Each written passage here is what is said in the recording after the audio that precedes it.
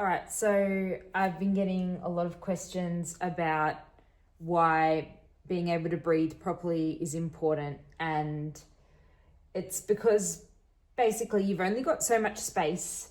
Excuse my very rudimentary quick drawings. You've only got so much space. So if you consider from like the top of your chest cavity down to the bottom of your pelvic floor, there's only so much space within there. And basically what happens when you inhale is your diaphragm, which kind of actually sits up. When you're fully exhaled, the diaphragm actually comes up. And when you inhale, the diaphragm actually expands and moves down. And that actually pulls the lungs down.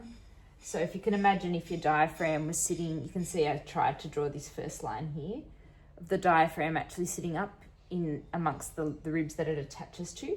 And when you inhale, the diaphragm contracts and it flattens and it comes down. And so then it pulls the lungs. So I need to get some different color textures because they're not working.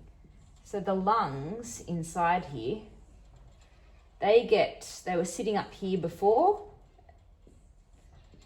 And as the diaphragm moves down, this is not perfectly anatomically correct by any means, but just to give you a visual. So the diaphragm was here, the green line, the diaphragm moves down, the lungs get pulled down by that negative pressure. And so then air flows in, if that makes sense. In an ideal world, so remember, there's all organs in here. So as the diaphragm moves down, all your digestive organs and liver and everything else has to move down as well. In an ideal world, your diaphragm and your pelvic floor will move down together as you inhale and move up together as you exhale. So the diaphragm flattens and contracts and expands, flattens and contracts. The pelvic floor will actually move down and expand. And as you breathe out, this pelvic floor should spring back up and the diaphragm should spring back up. And then they come down and then they spring back up. Down, spring back up, down, spring back up. That relies on also, you can see it better from this angle actually. This is a side view. So you can see I've drawn the diaphragm here, its resting position. Then as you breathe in, it will come down. The pelvic floor, as you breathe in, should also come down. So they should come down together, come up together, come down together, come up together. But that relies on, first of all, there's lots of things we need to talk about. We don't want all of the pressure on the pelvic floor. And if you're having pelvic floor problems, it's probably because there's too much air going down and not enough movement of the rib cage. So when you're breathing, your rib cage should actually expand in all directions. So it should expand anterior to posterior, front and back, and it should you should have lateral basal expansion, which basically means the ribs should come out to the side. And then as you exhale, it should come in again. Now, a lot of people get very stiff and stuck and compressed. So some people get stuck and their back is tight and it can't actually expand. Some people get stiff and tight here, we're computering all day and they can't expand through the front. If you don't have adequate chest expansion, all the pressure is going to go down into either your abdomen or your pelvic floor. So you don't want that.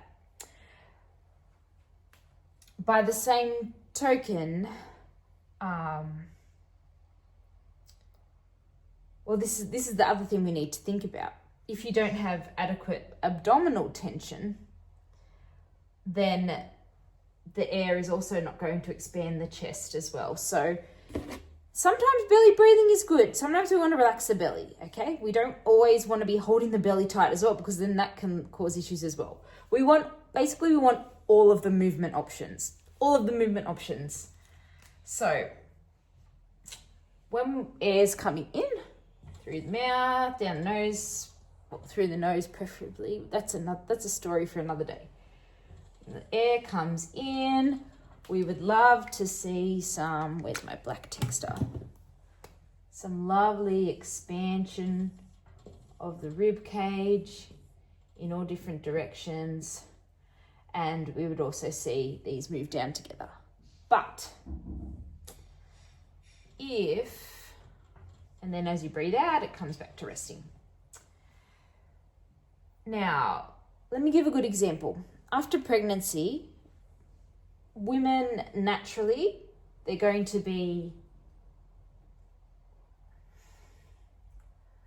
had this pressure of a baby in here as well for a long time. This is why I feel like breathing and pelvic floor should be mandatory for like subsidized by the government for women in Australia. In France it is.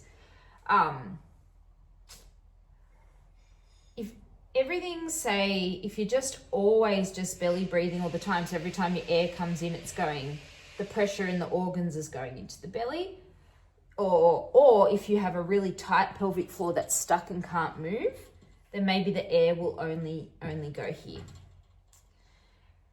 If your pelvic floor is tight and stuck on, that's going to lead to lots of other problems as well. So sometimes leakage and urinary incontinence is not actually a weak pelvic floor. It can actually be a tight, exhausted pelvic floor. Like it should spring and bounce like a trampoline with your breath. That's another story as well. Going on lots of tangents. So yes, that's fine. You can have belly breathing is good. But we don't want it at the expense of this being stiff, this not moving, and this natural rhythm not working well. Especially if we want to start lifting heavy things and doing heavy things, we need to have that transverse abdominis, which is a muscle which like wraps around the entire core and helps stabilize the spine. We want that working. So these are all the things that we have to think about. So if you're too stiff up here and you can't expand up here, all the air is going to have to either go pressure into your pelvic floor or pressure into your belly. So that's why it's important. The other day when I said if your chest is compressed, you're going to feel stressed because you're not going to be able to take a full deep inhale. And that's also going to make you feel anxious. The other thing is that there's all sorts of structures here that like nerve and arteries, that if you're stiff and tight, they're going to get compressed. That's also going to be triggering stress to your system as well as if your phrenic nerve to your diaphragm isn't moving well and there's pressure on it, that's also going to cause stress to your system. So there's a whole bunch of things. So there are numerous breathing techniques and positionings that we can use to actually direct air into certain parts of the rib cage if they are compressed. So we're sort of decompressing the ribs from the inside, or if you're stuck here, like using these sort of postures to practice inhaling into the back ribs and then exhaling, holding the abdominals on, for example. So by squeezing the abdominals in, you can then get more air directed into the chest area, for example, as long as your chest can expand. Otherwise, it's going to go down to your pelvic floor. So we've got to play around with that, with different positions, different techniques. Sometimes fascia work is necessary to get, or muscular work, you can even do self-releases to get the expansion required. What else was I going to chat about? The other thing is that if you can't get a full exhale and get your diaphragm to the resting position, it can be a lot harder to actually properly contract your transverse abdominis. I got very tongue twisted then. So,